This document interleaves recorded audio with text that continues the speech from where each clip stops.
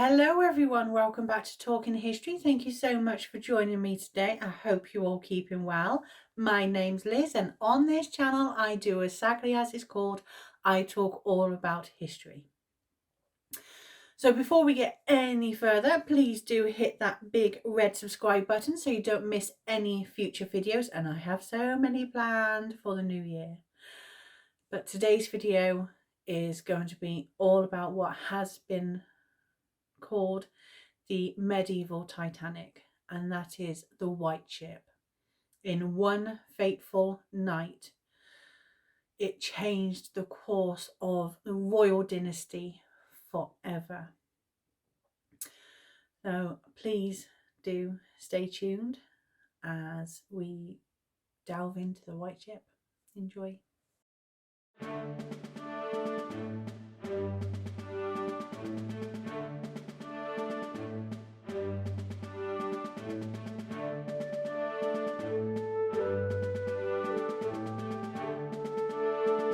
900 years ago, on the 25th of November in 1120, was what's been described as the medieval Titanic, and it changed the course of the royal family forever. The White Ship was one of the finest ships of her age, and it was a very special ship to look at. The White Ship was a very large Viking ship, and the ships hadn't changed much to those what we see in the Bayeux Tapestry. The White Ship was just that. She was white, and it seems that she may have been lime washed instead of painted, and she was magnificent to look at. The White Ship was in Barfleur, as was King Henry I and his son William Atheling. Barfleur was the favourite port to set sail from Normandy to England, and the journey would take around 10 to 12 hours in good weather, and it was an easy course to cross. Now, Henry and his son William were in Normandy, having finally succeeded in having the French King Louis IV acknowledge in William as the Duke of Normandy after 4 years of fighting with the King of France. So Henry took William to diplomatic affairs, arguing for his right to be the Duke of Normandy. And Henry was grooming his son, ready to be his heir. It's difficult to say what kind of man William was, as all the sources are writers of the church. And when William died in the White Ship, people were looking for God's reason for sinking the ship and allowing 299 people to drown, and for William to be deprived of a magnificent future. It must have meant that God didn't like him. A lot of the chroniclers had said that the young prince was very spoilt and obnoxious, and he didn't think much of the Anglo-Saxons, which I think is a bit off, considering that it's his mother's heritage is from the Anglo-Saxons. He just thought that the Normans were better, and how he made a promise that when he was king he would abolish the Anglo-Saxons and just have Norman. And whether it's hard to know how much of it is actual fact and how much is fiction. The problem is, with it being so long ago, the records change and everyone puts in their penny's worth and going, oh, I think it is this and this and this. Oh yeah, let's change it for that and that. No one knows exactly what happened unless we can find a TARDIS and go back and find out for ourselves, which would be quite interesting actually. But what we do know is that William was the centre of an aristocratic group, which for a young teenage king, it was going to be inevitable. William had also loved fine clothes, and apparently some chronicles said that he was handsome, but given the time, whether you was a king or a queen, all the chronicles said you was either handsome or beautiful. Henry, he was a loving father, and he invested everything into his young boy. And Henry took great care of his son, and he probably was spoiled. Now, with Henry finally winning the war of having his son acknowledged by his great enemy, King Louis IV, Henry had arrived in Barfleur in triumph. Now, Henry, he was very fixed in his ways, and he already had his ship that always took him back and forth whenever he needed. But that evening, the captain of the white ship came forward, telling Henry it would be his great honour to take the king back home, as it was his father that captained the Mora, that was William the Conqueror's flagship used in the invasion of 1066. Now Henry, he said, well, thank you for the offer, but no, but it would be great fun for my son and his friends to go home on that white ship. Now, on that wasn't only William going, it was also a couple of Henry's illegitimate children to go back home on that white ship. The long list of passengers included William Atheling and his half-siblings, and also the most powerful man in England, Richard, Earl of Chester, got on board with his entourage, and it seemed that the main group of people on that ship was with him.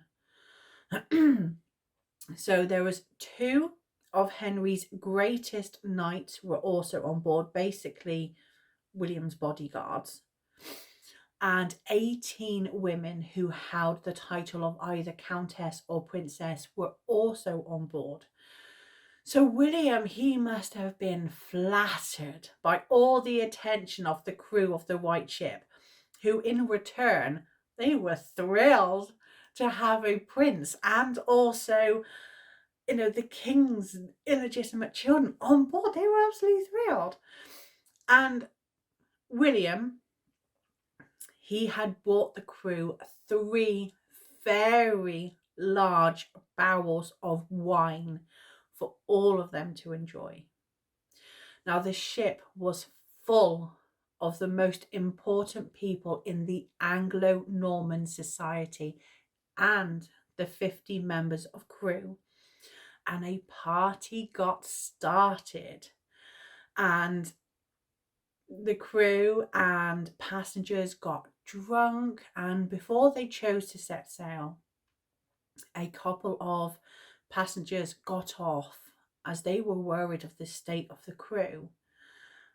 And one of those passengers who got off would be the future King Stephen of Blois. Blois. I still can't pronounce that name properly. So, in this time, no one knew much about the sea, except that it can be incredibly dangerous, but also beautiful.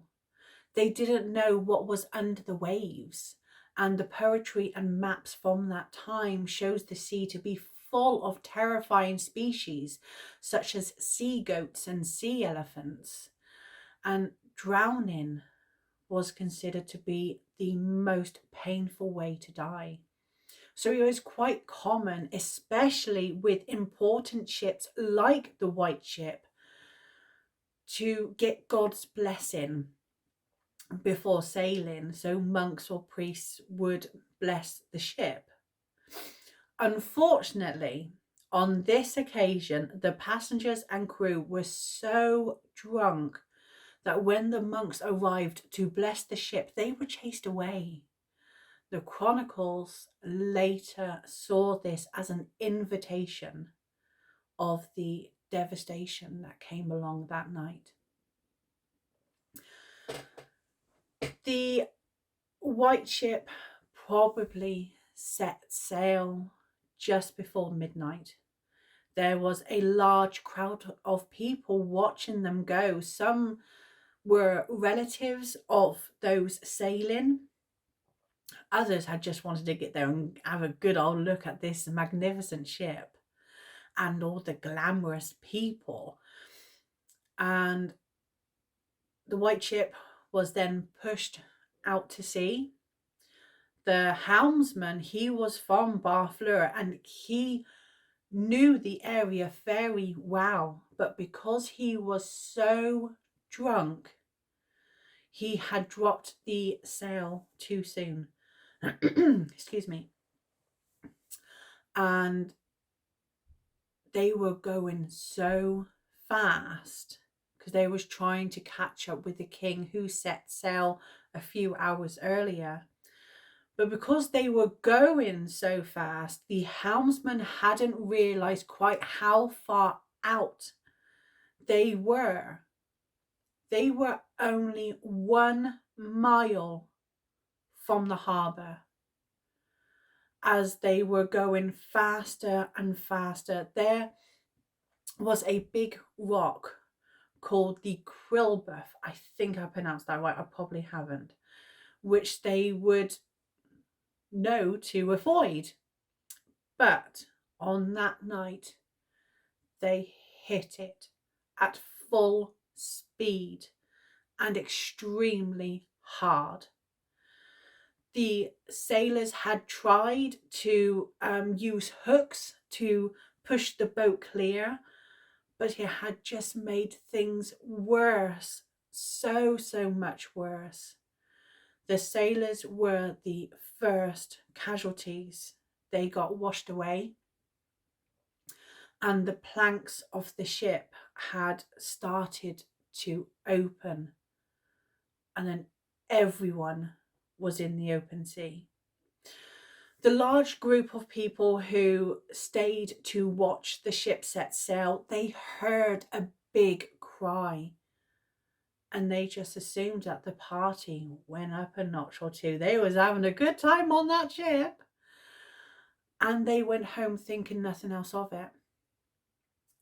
In the middle of the night, in the cold, dark sea, only 1 mile from the harbour, nobody knew what was happening.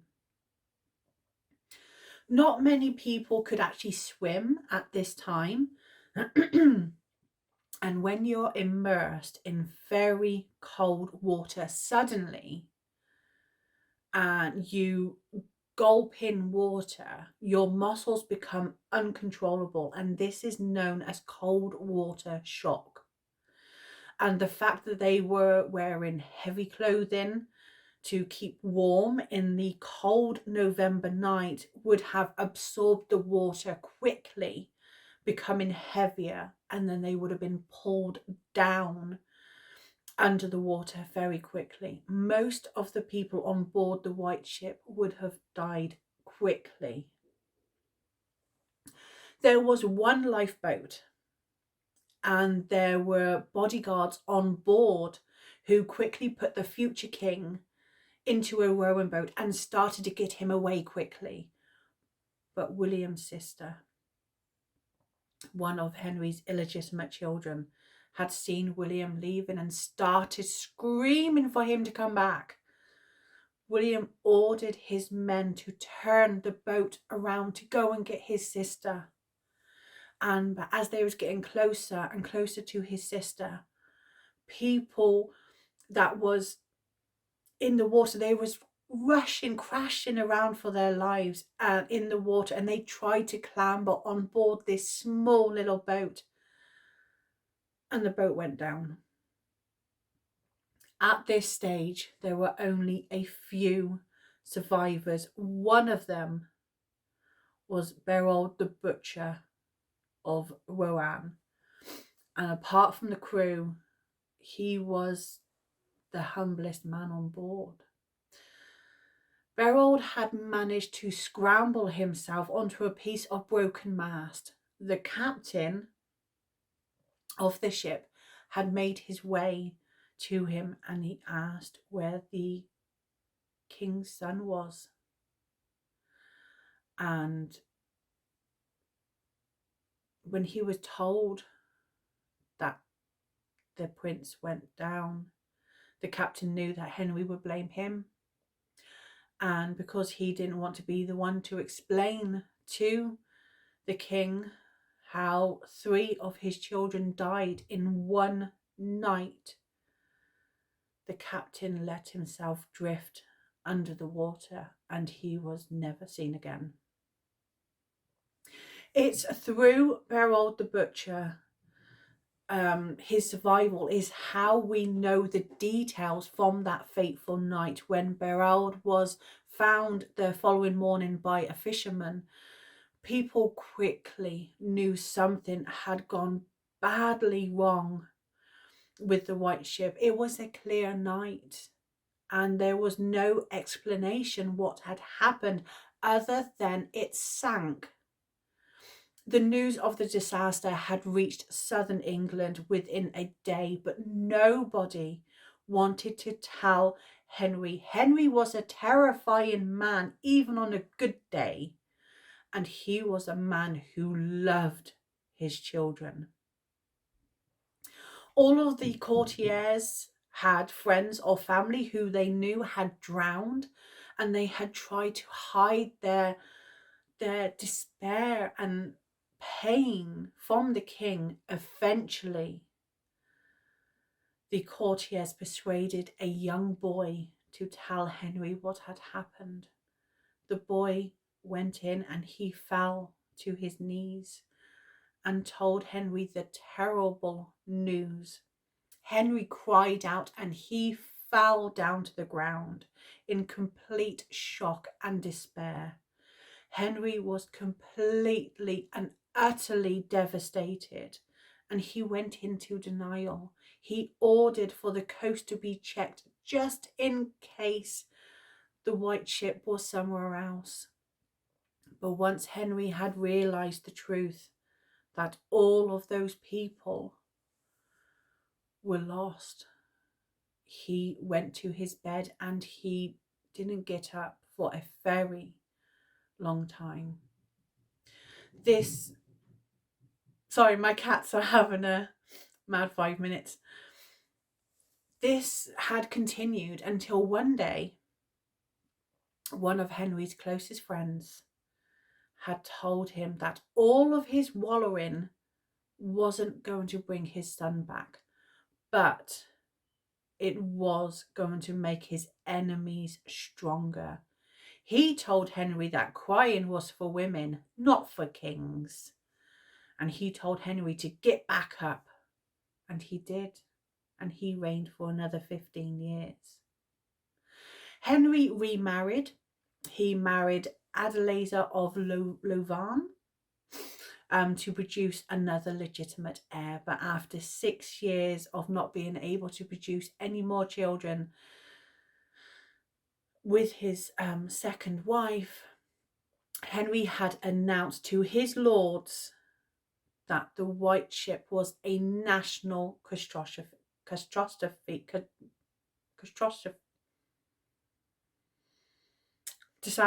There you go.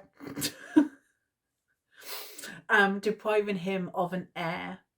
But he wanted them to acknowledge that his daughter Matilda was to be his successor. Henry was completely obsessed by the problem of his succession. Reminds you of another Henry? And it dominated him for his last 15 years. When Henry died, all of his bishops and abbots had sworn to Henry to recognise his wish for Matilda to become queen. After Henry's death, only a few of those people had kept their promise of acknowledging Matilda as Henry's heir. But Henry's nephew, Stephen of Blois, had raced for the crown, and he was popular. He was a good warrior, and crucially, he was male. And he's